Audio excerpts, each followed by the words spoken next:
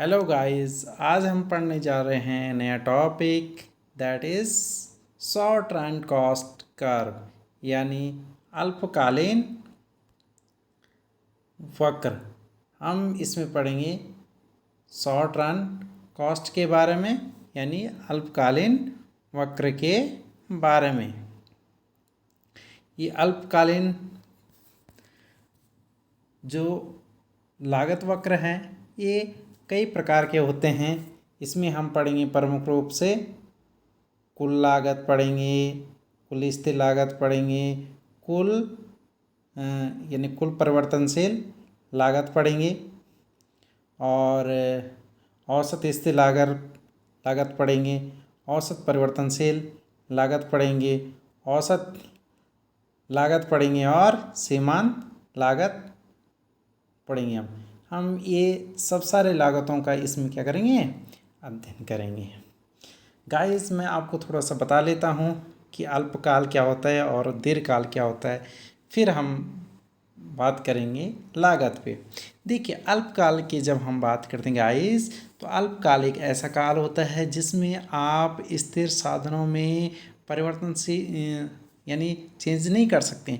आप ओनली जो परिवर्तनशील जो साधन है उनकी मात्राओं को क्या कर सकते हैं, बढ़ा सकते हैं। जैसे कच्चे माल को आप बढ़ा सकते हैं, श्रमिकों को आप घटा बढ़ा सकते हैं, लेकिन जो स्थिर साधन है जैसे भूमि है या जो जितनी भी क्या होती है मशीनरी होती है, आप इनकी संख्या को अल्पकाल में बढ़ा नहीं सकते क्योंकि अल्पकाल एक छोटा सा काल होता है गाइस। तो देखिए, तो अल्पकाल में कौन कौन से खर्चे होते हैं, कौन कौन सी लागत होती है, हम इन चीज़ों को डिस्कस करेंगे यहाँ से गाइस। सर्वप्रथम हम देखेंगे कि अल्पकाल में कुल लागत, ये जो आपको दिखाई दे रहा है कुल लागत है, तो अल्पकाल में यह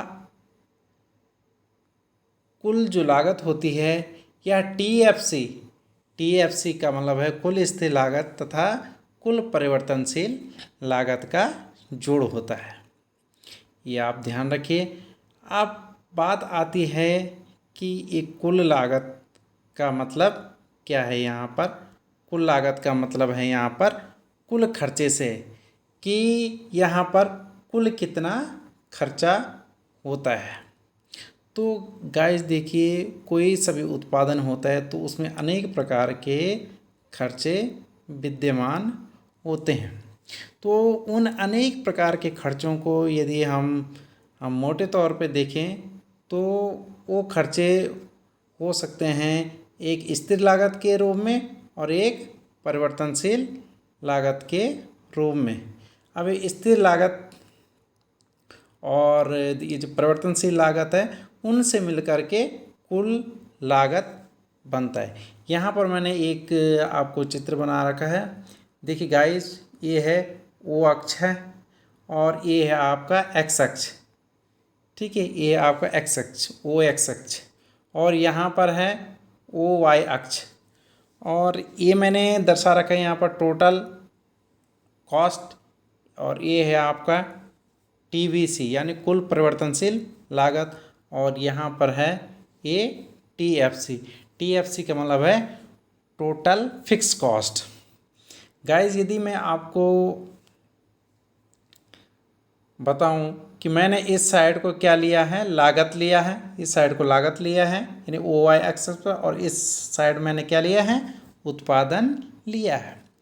तो इसमें क्या है कि ये जो कुल लागत है वो टोटल वेरिएबल कॉस्ट और टोटल फिक्स कॉस्ट का क्या है, जोड़ है। ये देखिए ये जो टोटल लागत है, टोटल लागत वो क्या है, इन दोनों प्रकार की जो लागत है इनको जोड़ करके ये बना हुआ है क्या, टोटल लागत। इसमें मैंने पॉइंट वाइज से आपके लिए नोट डाउन भी कर रखें कि कुल लागत क्या है, टीएफसी व टीवीसी का योग होता है। नंबर 2 है TFC शून्य उत्पादन पर भी अल्पकाल में पाई जाती है।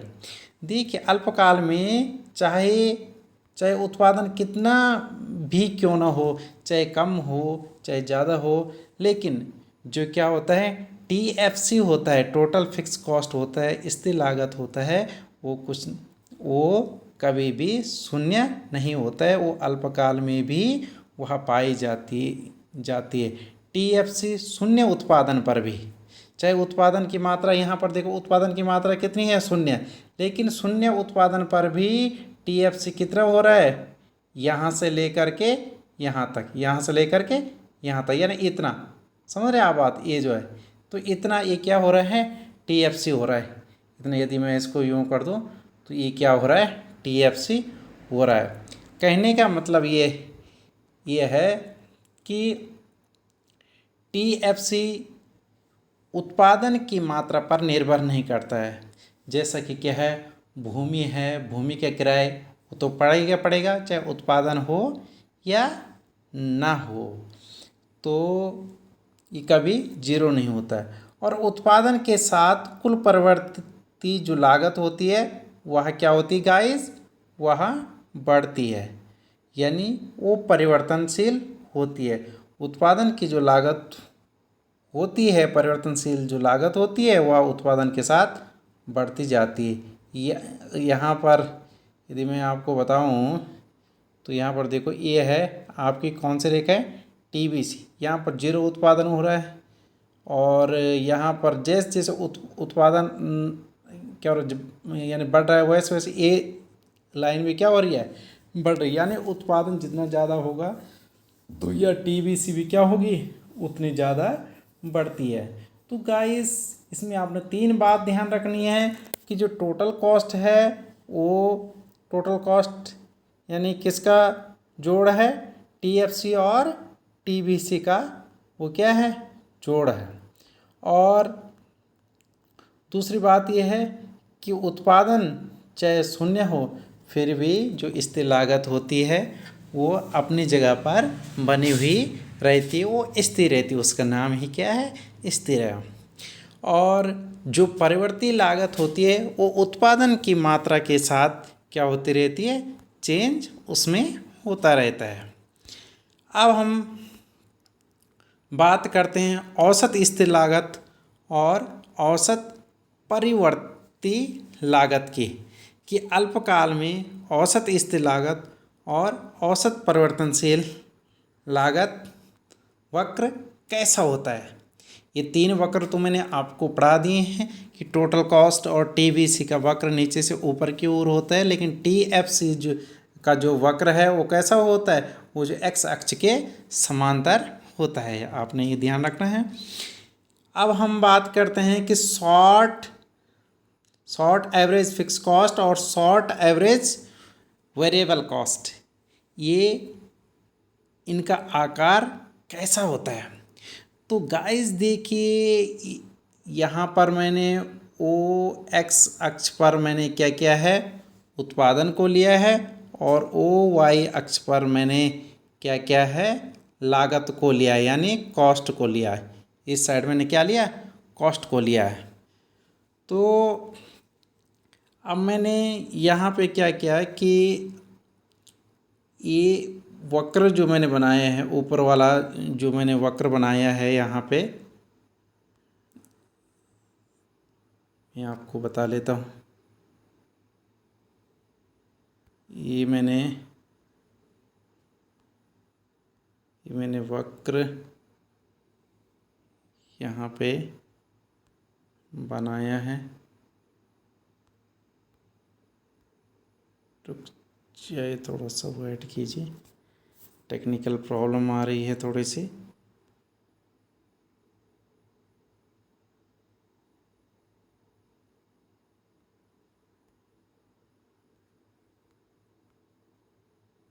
हाँ ठीक है, यहाँ पर देखिए गाइस आप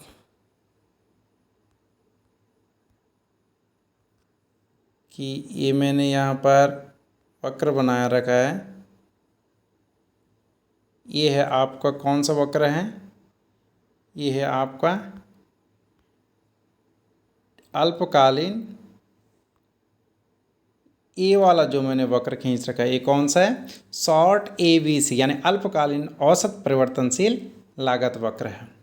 और ये जो मैंने दूसरा वक्र खींच रखा है, ये कौन सा वक्र है, अल्पकालीन फिक्स्ड कॉस्ट है। यहाँ पर देखने वाली बात है कि ये जो वक्र है अल्पकालीन औसत परिवर्तनशील लागत, ये जो ऊपर से नीचे आ रहा है, फिर यूँ हो रहा है, फिर ये यू जैसा ये घूम जा रहा है, जैसा अंग्रेजी का क्या होता है, यो अक्षर होता है, ऐसा ये घूम रहा है। लेकिन जो एवरेज जो फिक्स कॉस्ट है अल्पकालीन यानी शॉर्ट टर्म या शॉर्ट रन फिक्स कॉस्ट है, वो कैसे हो रही है, ऊपर से नीचे की ओर गिर रही है। गाइस दरअसल क्या होता है कि अल्पकाल में ABC का जो आकार होता है वो अल्पकाल में ABC यानी अल्पकालीन औसत परिवर्तनशील लागत वो यू आकार का होता है। इसके पीछे की एक कारण है कि यह परिवर्तनशील अनुपातों के नियम के कारण से पहले क्या होता है कि वृद्धि नियम लागू होता है, फिर स्थिर नियम लागू होता है और फिर घटते प्रतिफल का नियम लागू होता है। तो शुरुआत में क्या होता है कि जब उत्पादन में वृद्धि नियम लागू होता है तो संसाधन को हम जैसे जैसे मतलब बढ़ाते, जैसे जैसे परिवर्तनशील साधन की इकाइयों की मात्रा में हम वृद्धि करते हैं, वैसे वैसे लागत क्या होती है, एवरेज परिवर्तनशील लागत घटती जाती है और एक समय बाद वो लागतें स्थिर हो जाती है।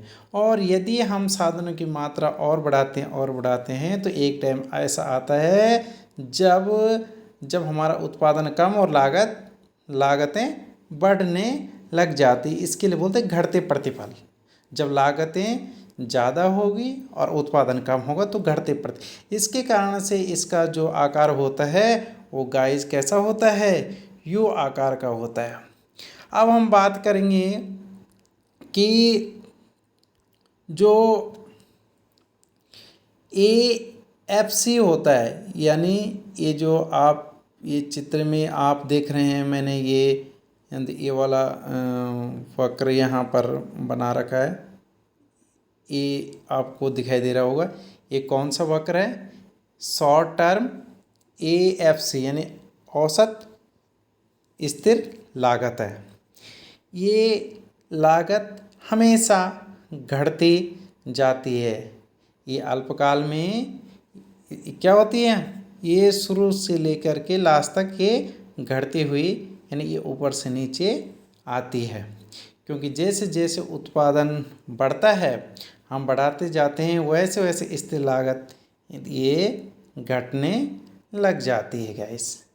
तो इन दो लागत को आप ध्यान में रखेंगे।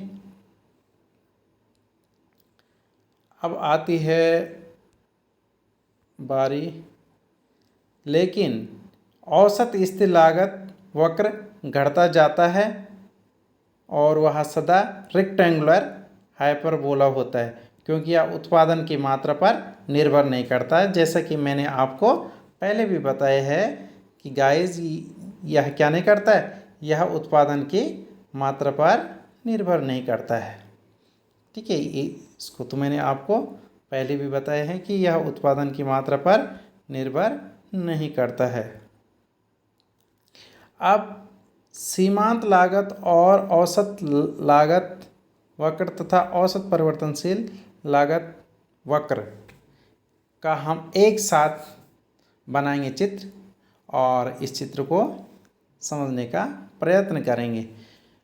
तो पहले हम बात करते हैं औसत लागत या एवरेज टोटल कॉस्ट। बात एक ही बात है। तो यहाँ पर आप देख रहे हैं कि यहाँ से मैंने ये वक्र बनाया और यहाँ से यूँ, ये है औसत लागत वक्र, इसके लिए बोलते हैं ATC। ATC का मतलब है एवरेज टोटल कॉस्ट। और ये है आपका ABC, ये औसत परिवर्तनशील लागत। ये क्या है? औसत परिवर्तनशील लागत। मैंने वहाँ पर लिख के रखा है ABC। क्या है? ABC औसत परिवर्तन। और यहाँ से मैंने यूँ खींच रखा है, ये क्या है? इसके लिए बोलते हैं MC। MC का मतलब है मार्जिनल कॉस्ट यानी सीमांत लागत। यहाँ पर OX अक्ष पे मैंने उत्पादन को लिया है यानी Q लिया है क्वांटिटी, और इधर मैंने कॉस्ट लिया है यानी लागत लिया है। अब गाइस यहाँ पर देखने वाली बात ये है कि अब हम इनमें करेंगे तुलना। तो देखिए यहाँ पर चित्र में, यहाँ पर आप देख रहे होंगे कि जब औसत जो लागत है ATC बोलिए चाहे AC बोलिए, जब AC क्या हो रही, घट रही है, तो यहाँ पर देखो ABC और ये क्या है MC, ये क्या दोनों क्या हो रही है, मार्जिनल कॉस्ट भी क्या हो रही है, घट रही है शुरुआत में। लेकिन ये जो मार्जिनल कॉस्ट है ये अधिक कम है, मतलब इससे यानी नीचे का मतलब है ये अधिक कम है। अब जब ये स्थिर हो रही है और स्थिर से ये क्या हो रही है कि बढ़ रही है ATC यानी औसत लागत, तो यहाँ पर क्या हो रहा है कि MC इसको वो क्या कर रहा है, न्यूनतम बिंदु पर बिंदु E आपको दिखाई दे रहा है यहाँ पर बिंदु E, वो बिंदु E पर क्या कर रहे हैं, न्यूनतम बिंदु पर क्या कर रहे हैं MC इस को AC रेखा को या ATC रेखा को, औसत लागत वक्र को न्यूनतम बिंदु पर काट रहा है। और जब ATC बढ़ रहा है यानी ऊपर की ओर, तो MC इसको न्यूनतम बिंदु से यानी बिंदु E बिंदु यहाँ पर है, E से काटता हुआ ऊपर चले जा रहा है। कहने का मतलब ये हुआ गाइस यहाँ पे कि आपने यहाँ पर 3 बातें प्रमुख रूप से ध्यान रखनी है। ये मैंने यहाँ पर लिखा हुआ भी है आपके लिए कि यहाँ पर MC और ATC ABC पहले घटते हैं, फिर न्यूनतम बिंदु पर पहुँचते हैं, उसके पश्चात बढ़ते हैं, जिससे ये यू आकार का हो रहा है। तो ये तीनों ही वक्र कैसे दिखाई दे रहे हैं आपको, ये यू आकार के दिखाई देते हैं। जब AC घटती है, दूसरा पॉइंट है, जब AC घटती है तो MC AC से कम होती, ये दिख रहे हैं, ये जो MC वक्र A वाला वक्र है, तो ये इस वाले वक्र से क्या है, डाउन में है, तो यानी ये कम होती। लेकिन E बिंदु पर MC दूसरे वक्र AC को नीचे से ऊपर की ओर काटती। ये देखो MC क्या हो रही, इसको नीचे से ऊपर की ओर क्या कर रही है, कट कर रही है। ठीक है, तो न्यूनतम बिंदु पर AC इजिकल टू MC। अब यहाँ पर ये जो बिंदु E है दिखाई दे रहा है, इस E बिंदु का मतलब है जहाँ पर वो एक दूसरे को काट रहे हैं, यहाँ पर का मतलब है कि ये क्या कर रहे हैं, एक दूसरे को काट रहे हैं, और ये दोनों यहाँ पर क्या है, AC इजिकल टू MC। इसके पश्चात जब AC बढ़ती है, अब देखो, अब जब AC क्या हो गई, यहाँ से ATC बोले चाहे AC बोले, तो ये क्या हो रही है, बढ़ रही है, तो MC उससे अधिक गति पर क्या उससे अधिक गति से तेज हो रही है, यानी वो इसके ऊपर चली जा रही है।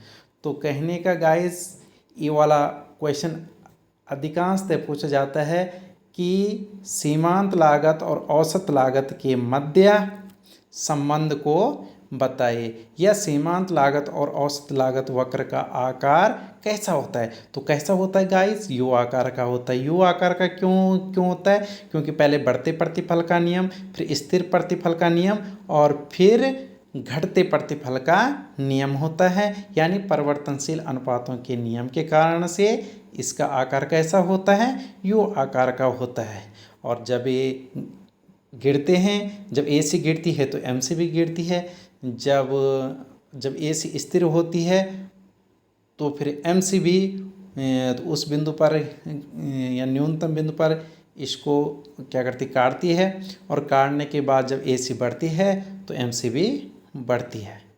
ठीक है गाइस, और आपका जो कि ABC है, इसका आकार भी कैसा होता है, यो आकार का ही होता है।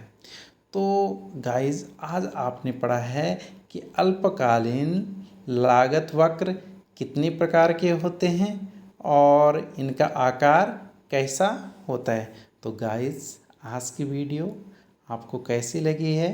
यदि आपको आज की वीडियो मेरी पसंद आई है तो आप मेरे चैनल पर बनी हुई रहें, क्योंकि इसमें बहुत सारी बातें ऐसी है जो कि बड़े बड़े एग्ज़ाम में भी आपके काम आने वाली है। और यदि आप 11वीं 12वीं के स्टूडेंट हैं तो ये सामान्य सी बात है। तो गाइस, ठीक है, थैंक्स मच।